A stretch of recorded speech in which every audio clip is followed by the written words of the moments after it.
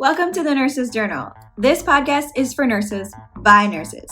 I'm your host, Mel Cortez, a critical care nurse, entrepreneur, boy mom, and cultivator of all things light and love. In true ICU style, this podcast will be raw, unfiltered, and capture what nursing really is behind all the hero signs. Florence would be so proud. Join us every week for a heaping nursing dose of truth, practical knowledge, and ideas to create real change. Hey, so everybody, thanks for checking out. We are now live with Dr. Susan Davis. Watch out, doctor. So she's a nurse, not like almost kill you doctor. She's a nurse. So she just finished. I'll tell you what she's doing. But anyway, thanks for joining the Nurses Journal. I'm really excited for our next episode here. So anyway, tell me about yourself, doctor. Well, I'll tell you what, to be full disclosure, I have exactly 11 weeks left before I can title myself that way. I did pass my final defense December 14th in 2020. It was quite a year, as we all know, but yes, I completed my final defense, and I am a doctor of nursing practice student with a focus on professional leadership.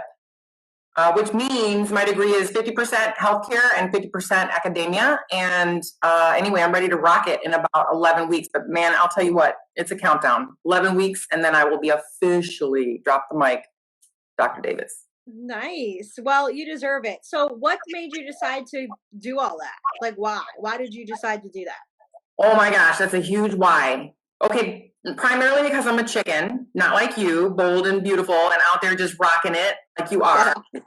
Chicken pants. I mean, I'm a nurse. My background is a critical care nurse.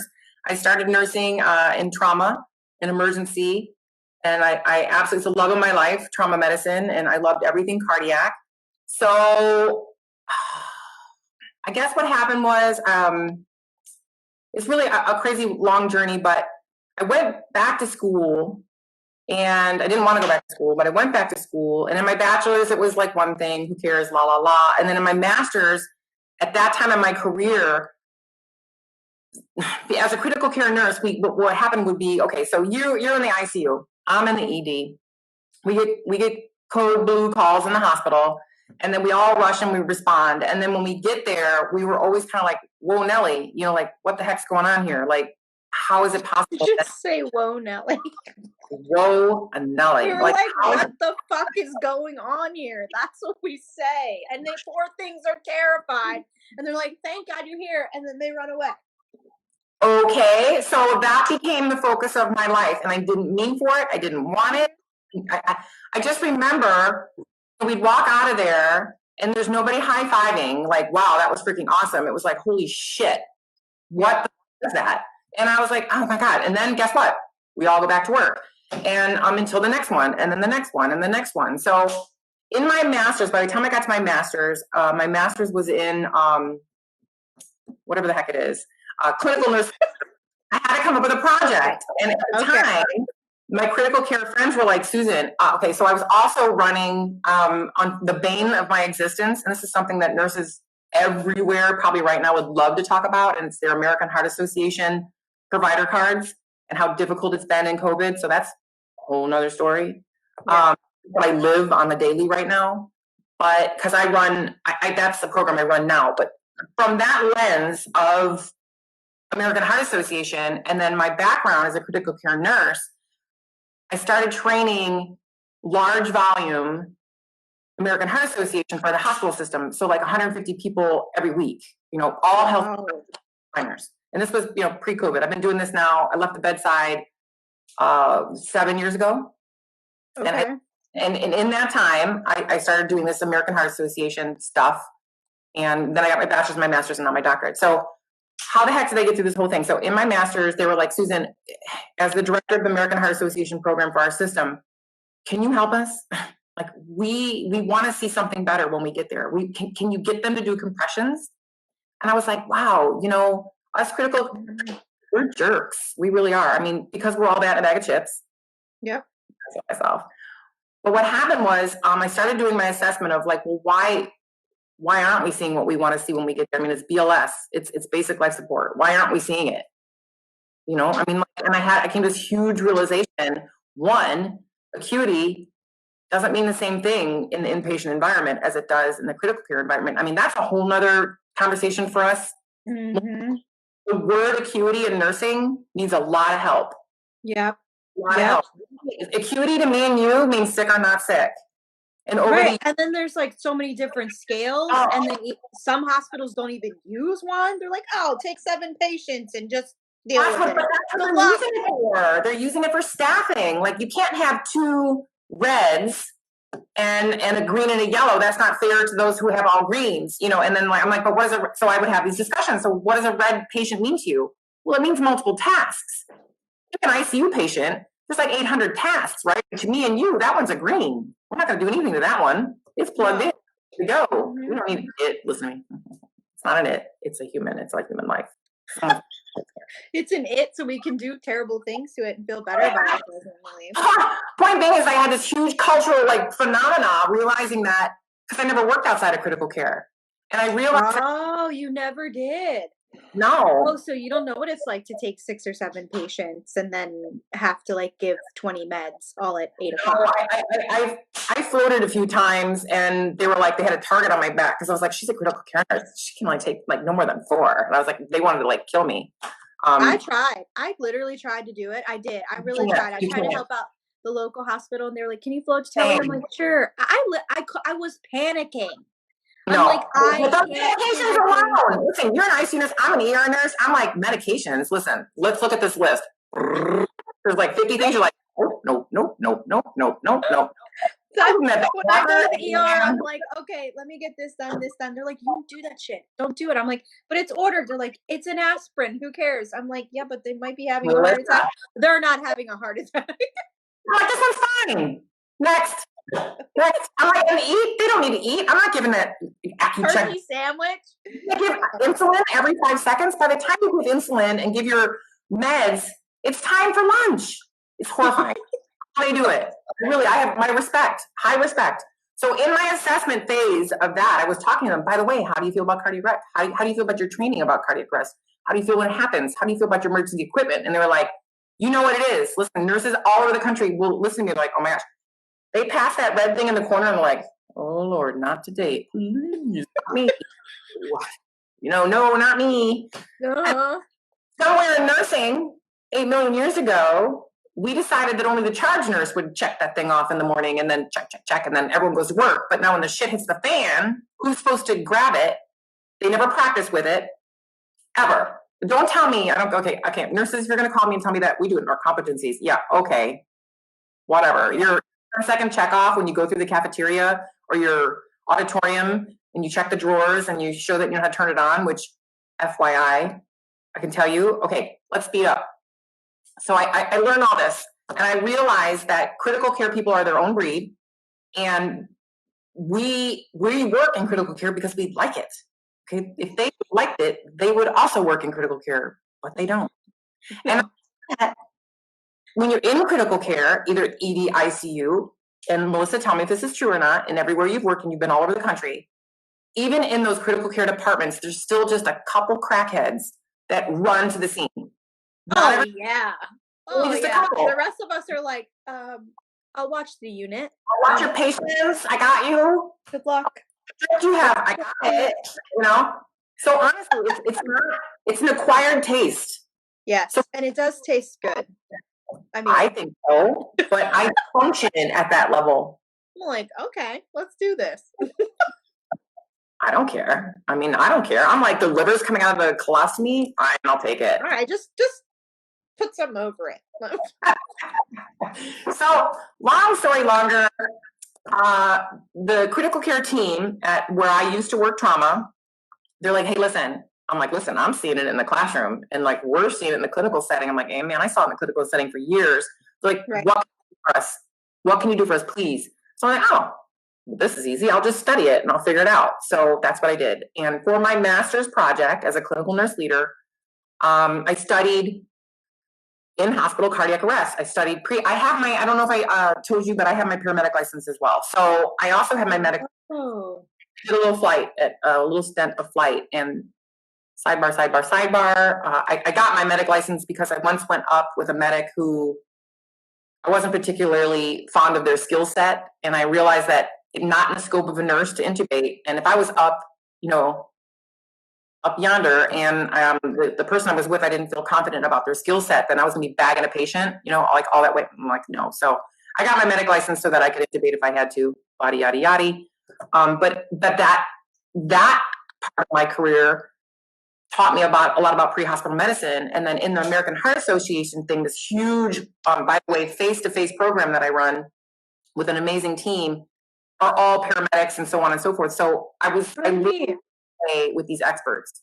And we think, ED, ICU, we think we're the experts. And then, we're good at everything. It's a different type of, it's like apples to oranges. It is. I mean, like pre-hospital medicine, there is an art to it. That's actually how I became a nurse. My uncle was a paramedic. Really? And I wanted to be a medic. I was like, well, I'll be an EMT. He's like, no, you need to go to nursing school first. He's like, because you need to learn what it's like to be a nurse inside the hospital first. And then if you decide that you really like it and you want to do medic, then you could always be a paramedic later. He's like, or flight nurse. But you need to learn that way to do things, because when you learn the other way, it's really hard to go the opposite way. When you are a seasoned paramedic, it's very hard to integrate into the ICU because you're like, let me cowboy up and do it this way. They're on their own out there on the street, and they are rock stars. And so I couldn't do it. I couldn't see what was happening. And you could do it. You want to know why?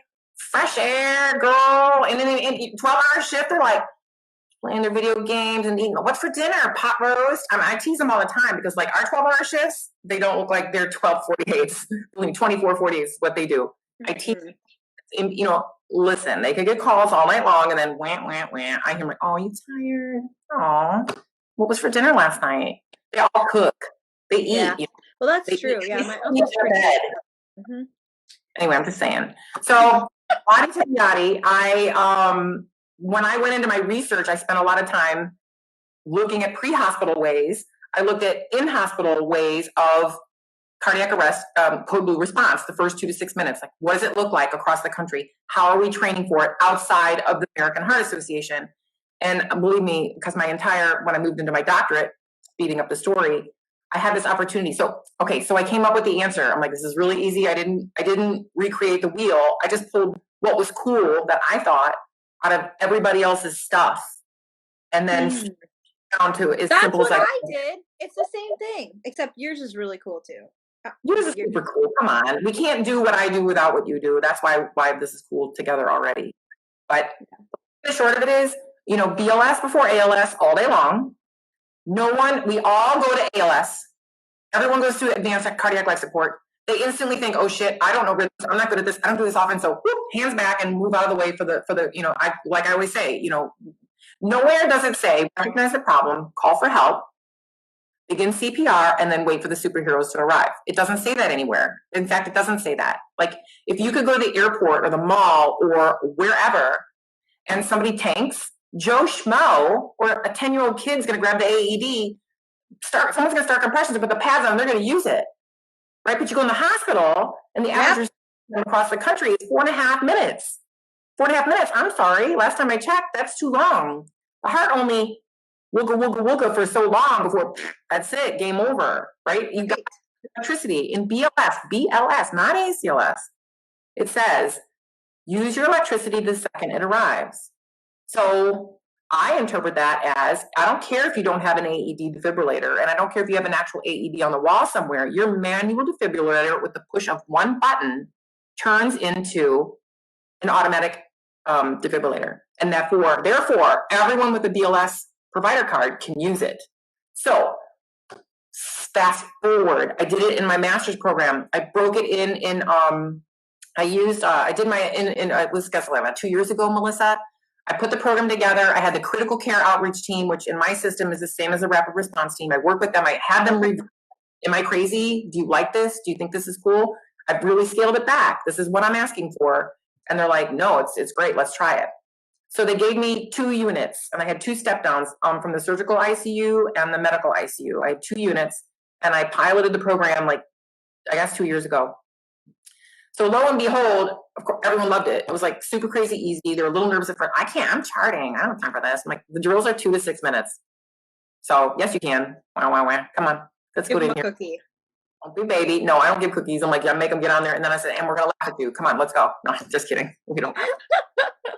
But we do record their scores as individuals. So in like, again, full disclosure, my project as I moved into my doctorate is called Code Prep Unit-Based Resuscitation Drills for Nurse and Interprofessional Self-Efficacy. All right, self-efficacy. Big diff behind metrics too. How many minutes till we got there? How many didn't we start, our compressions? How many times first defibrillation, first epi, blah, blah, blah, blah, blah. Nurses in our world have so many metrics we have to abide by that I threw them all out the door. And I said, I just want you to feel good about it. I want you to feel right. Self-efficacy is so important. Like, do I feel confident if that guy drops dead right now that I know what to do? Just at least long enough to perfuse his brain. That's it. All I'm asking you to do is recognize the problem, call for help, start CPR, and use that damn electricity. And if you can push that damn button right there, and I scream it all day long, you can see me, push the button. And they will, and they have been. So what happened was it kind of caught on like wildfire, and then this unit wanted it, and this unit wanted it, and then I had other hospitals that wanted it, and then so that was Code Prep Adult. And then the pediatric hospital, we have a beautiful premier pediatric hospital in my area, in the system that I work with.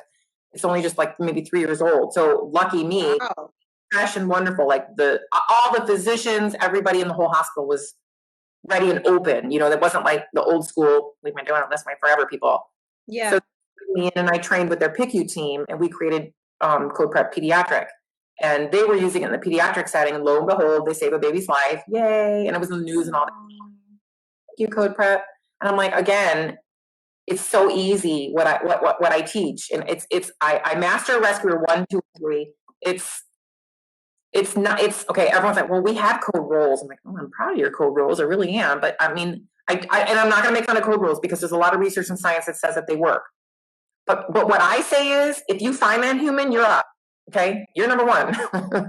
I don't care what your badge says. I don't care who you are, and I don't care. Do you think that person dying gives a shit what your job description is? Yep. Yeah, that's one of the things that really caught my eye or caught my ear when we first talked was you were like, even the environmental services people. Like, you know how many times they'd be like, honey, your patient be climbing out of bed. Right? I'm like, oh shit, and you get up and you go in there and you're like, lay down. No, I'm kidding. You're like, sir, could you please lay down? Anyway. You're so 100% correct. When we were doing this on every unit I've been in, and now I've been in several hospitals and in several different units, I have Code Prep AED. They're like, well, we're a skilled nursing unit and we're off site and we don't have a crash cart. We don't have AED. What should we do? I'm like, use it. Yeah, use it. The cleaning crew and, every ancillary person, of course, we don't let them handle the defibrillator, but we let them jump in with us. And we teach them I use a visual. Okay. All right. Let's back up about 10 seconds. Through all that research from miles and miles and miles and pounds and pounds and pounds and pounds of research of MOP code programs all over the country, what I discovered is we spend a lot of money and a lot of time training our critical care people. Right. But our critical care people, they know how to do it. Right. Right. We don't even freak out. We're just like, oh, we want to do. Who wants to get a stool? Where's the stool, by the way? That's part of Code Prep. Like, where's your stool? Oh yeah, where's the stool? Melissa has a stool in her room because she's 4'11", and I just carry it around. So, but you're a critical care nurse, and you know that you're going to need it if you have to do compression. So you're ready. Most people jump on the bed with Joe Blow. Hey, somebody else check that card. We're good. We're good. Oh, you want us to use it? Oh shit.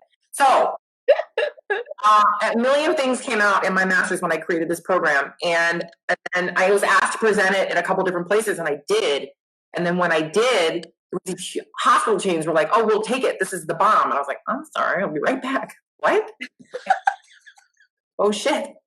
So it was an oh, shit. Like, oh, my God. Because I clearly just look, if you kept asking me about it, I kept talking about it, and they wanted it, and I go and do it. And I've trained over 100 Code Prep coaches and hundreds of nurses in the last couple of years. And I was just doing it because I can and because it's neat and it's cool and it works, and they feel good. When they write me, they say, you know what? I finally feel like I don't need the critical care team to respond. Like the providers from the hospital believes in me that I can do it. I can do it. So they do it.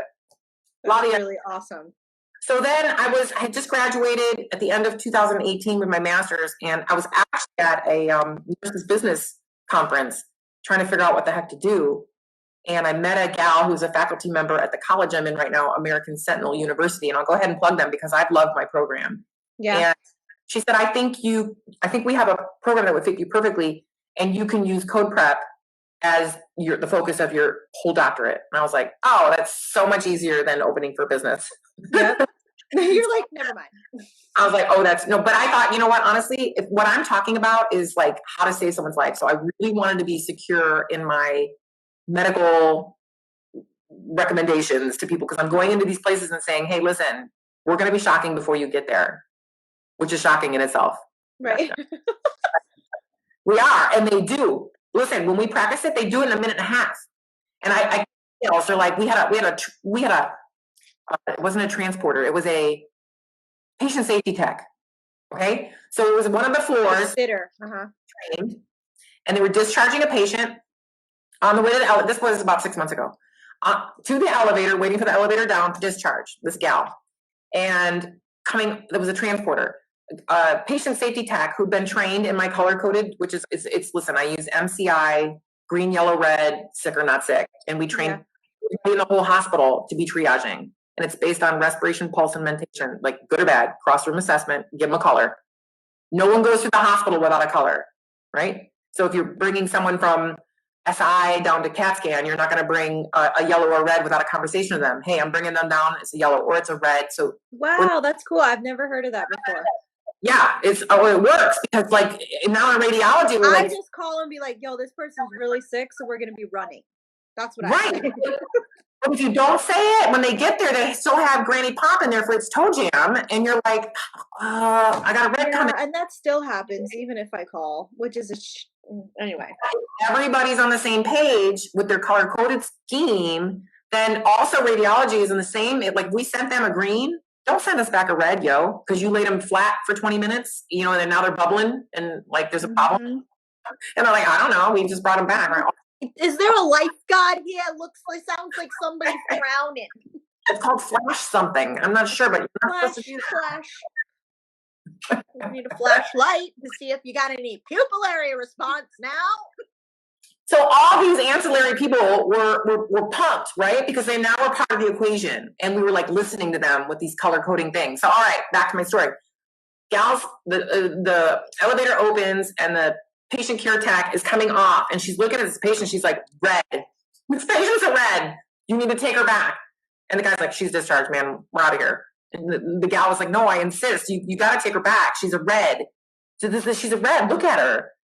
So they take her back. Man, they don't get back onto the floor. This lady codes. And the team jumps in. They got the pads on. They shocked Melissa. Not once, but twice before critical arrived. They pushed the button.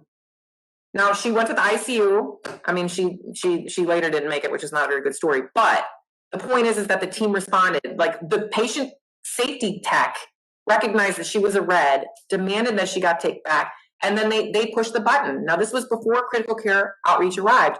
By the way, the baby they saved at the children's hospital, they ran that code. There was a glitch in the beeper system to the provider on call. They ran that code for 12 minutes by themselves. They also shocked and gave epi, before they arrived and resuscitated. Cry. That's so awesome. But we're not talking about rocket science. We're just giving. No, like how many codes I've run, like in these outlying hospitals where the doctor's saying, Melissa, you run the code. You better this and I. Oh, for sure. You want to get on this? Like teaching the young nurses, but teaching the young nurses, like, hey, it's all right. Or even I see this program being so beneficial for even new residents who are on call by themselves and they don't know, like, allow them to start doing CPR and doing what they need to do while they get their damn Rolodex out or whatever they got to do to get their shit together. It's great. They're scared. They're scared. It's good for everybody. And, it's really good. So where the critical care people come in, where you and I come in, and honestly, you do not have to be a critical care person to be a code prep coach.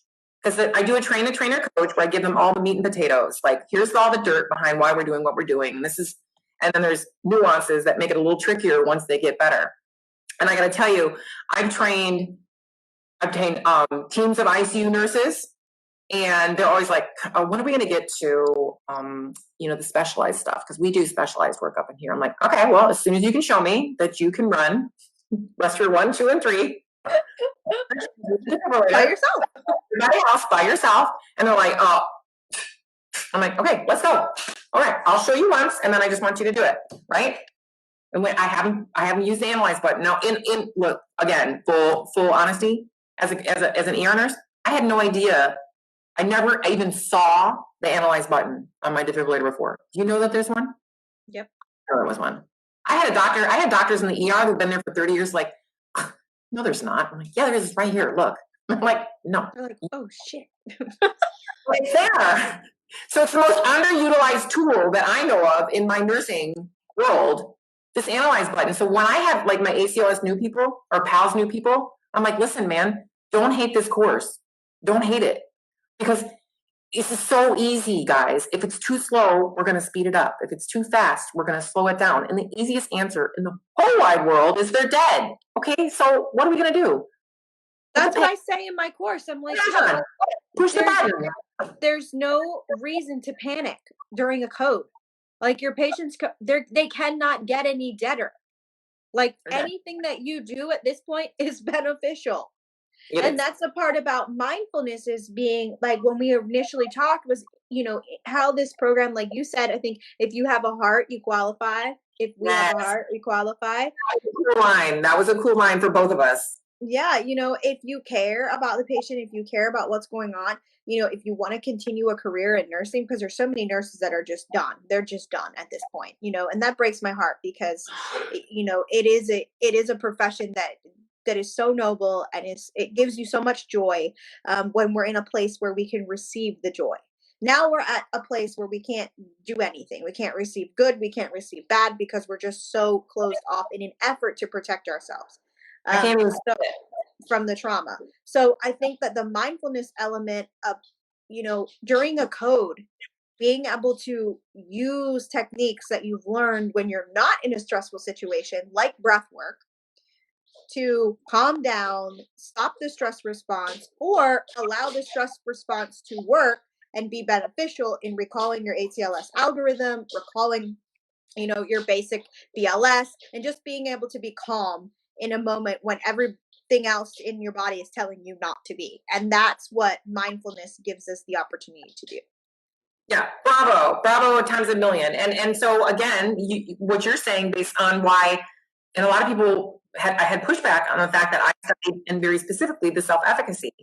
All I wanted, because I just want them to feel good about it. If we practice it, it's hands-on, brief, repetitive practice, and you're 100,000 million% correct. If they don't if they feel confident in it and then take that breath, then they're the heroes.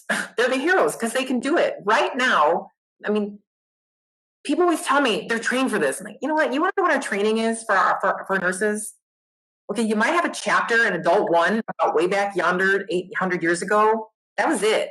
You might have we don't put enough hands on patients at all. Like the cardiac and the cardiac arrest training for nurses is like nothing. And then everyone's like, well, they get their American heart. Okay, I hate to break it to you, but there's research upon research, stacks upon miles and stacks of miles of research that says that 2 years is too long. The American Heart Association has been saying it since the early 2000s. They just said it again on their new updates, 2020 updates in October 21st, 2020. By the way, they say what we do every 2 years is not enough. We need mock codes. So code prep is a way to standardize BLS rapid response teams. And by the way, as soon as we hit minute 6, we go into the critical care aspect, right? What's your first drug? Epi. We move on. But I don't move on until we do those first 6 minutes. But the reason you and I met is because of your insistence on the fact that we can do this. Not what I'm doing, what we're all doing. We can do this. We can function, and we can thrive instead of just survive. Like, that is possible. Meditation today, and I was thinking of you. It was, and in the meditation, the first thing was when you're doing this meditation right now, picture everybody else that you would like to be meditating with you. And because of what you and I were going to talk about tonight, because you and I have been chatting, I just envisioned nurses all over the country and the world, sitting for just a second together and meditating together. Oh, I like that. I have chills. That would be so cool if we could do an intentional meditation where everybody did it all at one time. Like, it would be cool if we got like the ANA and everybody involved, and we could do all like one meditation where everybody is just like at one point we are collectively together experiencing this. So if ANA people are listening, the American Association of Critical Care, we need this. We want to meditate. Let's do it. The the Holistic Nurses Association. I think that we need to all get together and create things that are going to help save our profession. Yes, boom, chakalaka. And by the way, Melissa, I want that more than once. I was thinking about it. Like, you did that amazing, by the way. If I might just say, I was stunned by your guided meditation that you created for nurses after the passing of a COVID patient. Who did that? I cannot take any credit for that. That was my sister-in-law who started this business with me. She is a dentist. And from hearing my stories and just sharing my experiences for the past like 6 months that we've been working on this, she wrote that. And I'm like, you have a complete grasp on I would cry to her. I'd get off work and just sob because of what was going on. And honestly, she nailed it. It was beautiful. I had a nurse, so beautiful. And she was like, Melissa, I felt like I was there. Thank you so much. I'm like, this is why we're doing this. This is why. You know what I loved about it even more than the fact that I haven't been at the bedside during COVID. My project was all my research for my doctorate actually was in a COVID unit, from August and September, October. But that meditation, I can't tell you how many times I've been the one at the bedside that was with these patients when they go. And I always found that as my greatest honor. I can almost cry because I'm telling you, I didn't even know I was ever going to be a nurse. I never even want to be a nurse. I didn't even know what a nurse did. But I was placed because I can and because I do. And some of those moments are the most poignant in my entire life, not only just being on this planet, but when you are with a patient that passes, it's so amazing. And that meditation, especially now with COVID, I think it was amazing. And that's why I have it for free, because I'm like, every nurse needs to have access to it, and that's such the difficult part about it is you and I, we create these awesome programs, these awesome ideas.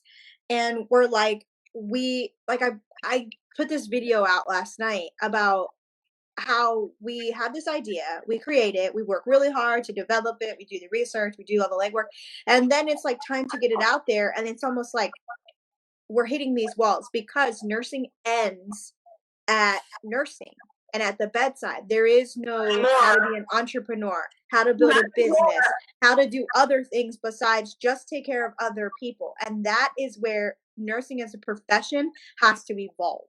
We have to start teaching our profession and the new nurses about the other things that exist besides caring for other people. That starts with caring for yourself so that you can continue to care for other people, but also entrepreneurship and all the opportunities that we have, and then focusing on how far we've come as a profession instead of how fucked up it is right now, because that's the only way I can describe it, is that it is broken.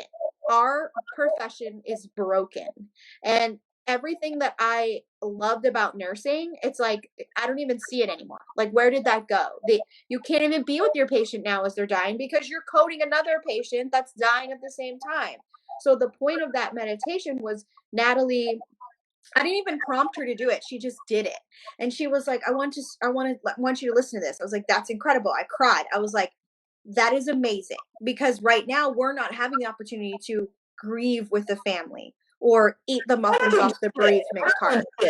You guys are just taking a pummeling day after day after day after day. To hear something so kind and so heartfelt and so wonderful. Anyway, I'm onto that. And I think part of what we just came up with here just a second ago is mostly you gotta have, I don't know, and that was your voice, wasn't it? No, it wasn't even me. Oh, you think I sound that sexy? Oh, thank you. Yes, I do. Because that was not me. But I It think it was was you. beautiful. Well, Everyone thinks anyway. it's me. Oh, that's great. Oh yeah, totally. Oh no, No, I I don't do our meditations because I don't think I'm capable. I just nope. Natalie has she has the voice. She's so calming. She's a singer. She sings mariachi. Oh, well, Oh, that's on. she's wonderful. Yeah, I can't wait. I'm gonna record her and send it all out on the internet. She'll be famous. But I you was know, super stoked about that. she's awesome. But I'm so excited about, where we're going and the ability, I feel like women in business, it's really important that we help each other. That's the thing. Like, I am this ICU nurse that has a bachelor's degree, and I didn't even go back for my bachelor's. My parents were like, you're not going to be a dolphin trainer. You're getting a bachelor's degree. Pick something that's on this Forbes magazine list. And I picked nursing. So here I am. So I just was fortunate, very fortunate enough to have parents that were like, this is going to have a job afterward, so you should choose this. So I'm grateful for it because it really was what I was supposed to do. But I feel like now I have this. I used to get so frustrated at the bedside and at these jobs, and just why did I care so much? And people seem to be like, it's fine. Like, I don't really care. It sucks, but sucks to suck. But for me, I was like, no, I'm not okay with that. I'm not going to do that. I'm not going to say yes when I know that it's not right. And there's developing those boundaries and having to have boundaries to say no, that there's not, I can't take another patient. It's Advocacy not for nurses. That's what it is. It's not even advocacy for patients. We need nurse advocates for nurses. Yes. right. And that's what I really wanted to do at first, was be an advocate for nurses. And then it's like, well, then now this pandemic happened and these nurses are either killing themselves. We've lost more nurses to COVID than died in World War I. Fuck that. That's fucking Doesn't ridiculous. that make you so upset? It makes me upset a million times over. And nobody's doing anything about it. They're just being like, oh, well, we'll give you some hazard pay. And by the time taxes take it, it's nothing. And then you can't even get your taxes back now because the IRS is so backed up. So you're like, it's slave labor at this point because we're expendable. It's just like before this point. And it was terrible before. Yeah, slave labor. It was not like that. You're on this revolving wheel of hell that you can't get out of. And here you are trying to do the right thing, the good thing, and you care for it and you love it, but they just beat you down. Just because you can, listen, I don't want to get like rebellious, but just because you can doesn't mean you should. With us. And that's the thing, like everybody's going to leave.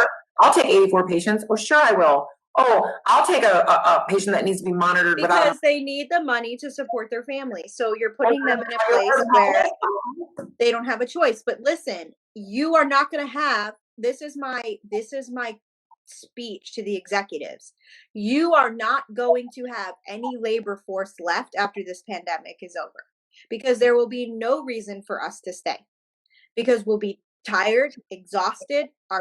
Everybody that we know and love has left the bedside, and we're all going to go back and get these advanced degrees or go to CRNA school and make more money and then forget about everybody else that we left behind. But that sucks too. So we can't do that. And we can't do that. And that's what I said. I was like, people are always like, Melissa, why didn't you go to school? Why didn't you go get your master's? But because I don't like school. Number one, F school. I don't want to do it. Second thing is that I believe in my profession. I want to be a nurse. So people are like, why don't you go to med school? You're so smart. You like, all the critical care residents are like, Melissa, you're so smart, blah, blah. Probably because I was trained under the best intensivist that ever walked the face of the earth. Baltimore's top job, 18 years in a row. Amazing, Dr. Sellinger. And he taught me everything. And the nurses that I had were so strong. And back then, when I became a nurse, which seems like ancient times ago, but it's not even that long, they did not take new grads in the ICU. You just didn't do that. You had to have med surg experience or something else. And there was one new nurse per semester in the unit, and they ate you alive. And you better believe that you had to know your stuff. And that's different now because the workforce is leaving because we can't tolerate anymore. And now you've got people that don't even know, like you said, how to defibrillate somebody. And then you've got these nurses that are stressed out, that don't care anymore. You've got travelers who are becoming travelers after being nurses for 6 months, going into a brand new hospital, working with these very sick patients, and they're just rearranging deck furniture on the Titanic. We're not even fixing half of these people. And then they don't have the knowledge behind it. No. So that's what your workforce of nursing exists as now. That's true. That was and another. Then the rest of us are leaving. So how are you going to fix that? As a hospital executive, how are you going to fix that? You're going to buy more pizza? On them. You're gonna have to love on them. You're gonna have to love them. You have to create a system. Yeah. You have to create a system where, like yours, where you're enhancing self-efficacy and safety. Because it's over. If you have that confidence, what's the number one fear in any one nurse? And I say this all the time, but the number one fear in any one nurse's heart is the fact that their patient might crash on them and they're not sure exactly what to do, which coincides with the number one requested educational request from all of nursing is for mock codes. Those are the two things that come together. They're scared to death. They don't want to be the one that doesn't know what to do. My gosh, they're a nurse. They've been trained. And then right, but then they're new nurses and they're so overwhelmed that they're like, I don't even care. I don't even care. What are you going to do? As long as I get these tasks done during the day so that I can get out of here, I don't care. I have lots of tasks. I've got to do my tasks. And then I argue with them. I'm like, well, your person's tasking next door. Why this one's crashing on the other side? And that's critical care. That's something that's always been that divide there is like tasking versus like when I float to tele, you're probably not going to get your stupid, I don't know, vitamin, whatever, because I don't have time, but I'm going to give you the meds that you need to get.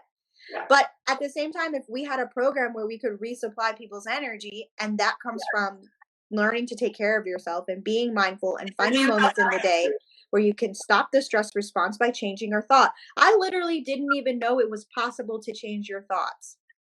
Oh. I thought my thoughts were like they just go and I just have to do that. I didn't know that I could be like, no, thank you. I don't want to think that. I heard you the first time. And then there's so much negative self-talk. 3 strikes.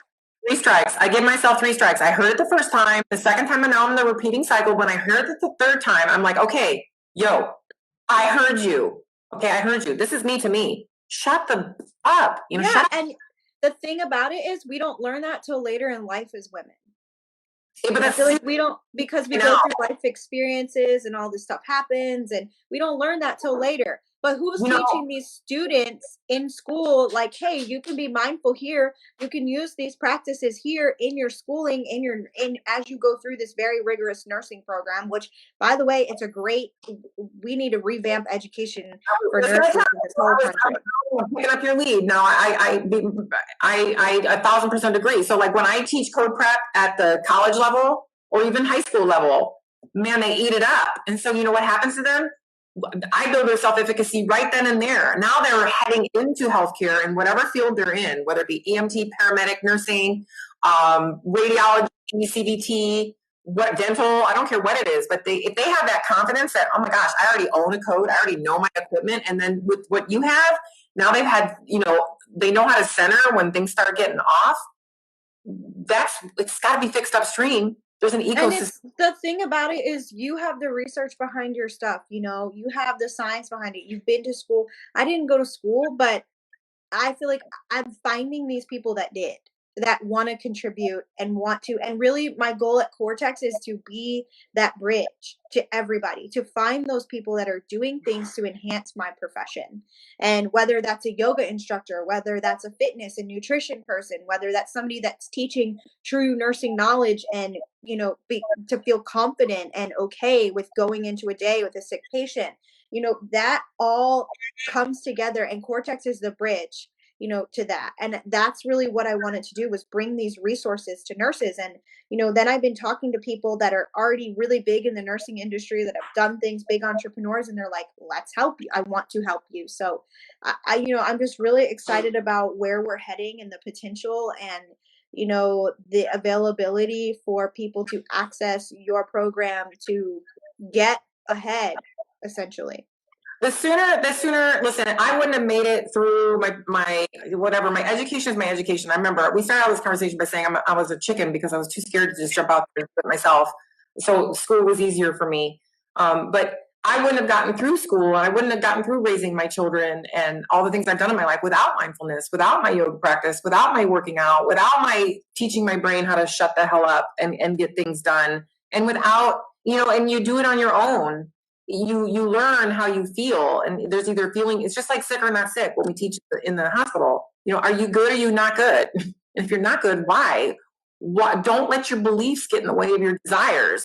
Like, why are we letting our own beliefs on how it should be done or what I should be done or what get in the way of what we really desire? And giving that gift, Melissa, that's what you're doing. You're giving the gift. It doesn't matter the sooner the later. You shouldn't be an adult to learn this. Well, it's like I'm giving you permission to take care of yourself. Yes, thank you. That's what I want them to know is like I give you permission to care. I love that. It's as simple as that.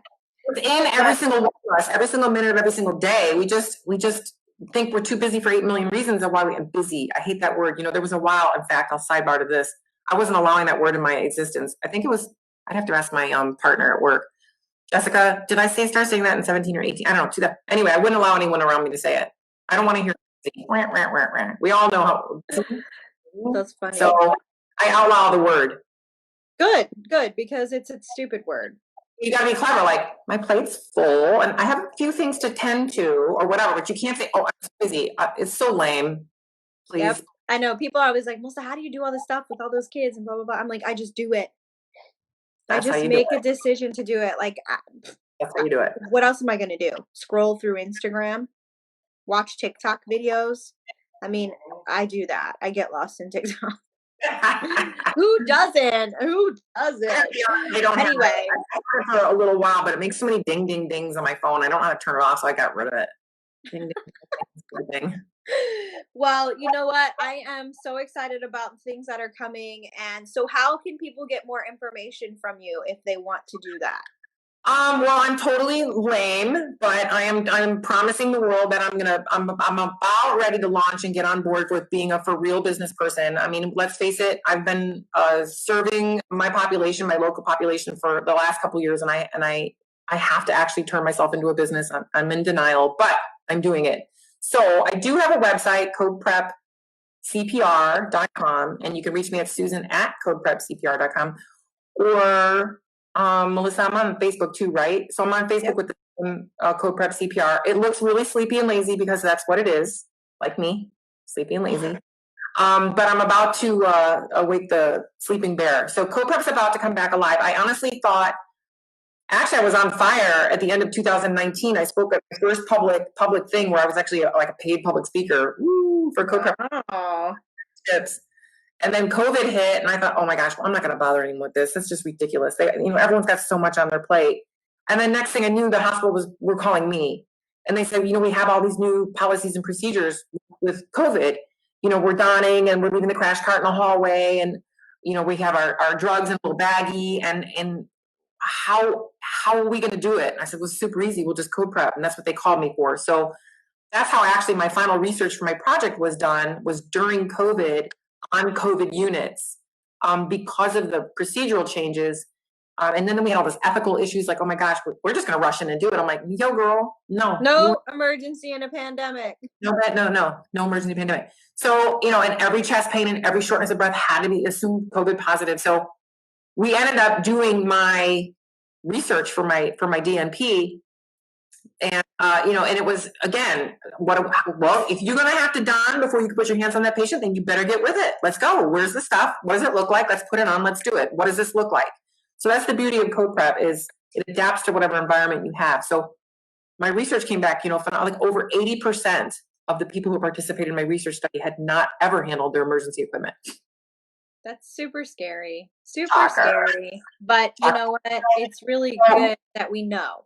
Like the first time any problem is becoming aware and then accepting it, and it's the same with mindfulness. You're aware that you're literally going to have an awful day. Like you can just prepare for that, accept it, and then how do we deal with it? So I enjoy talking to you every time we get to talk.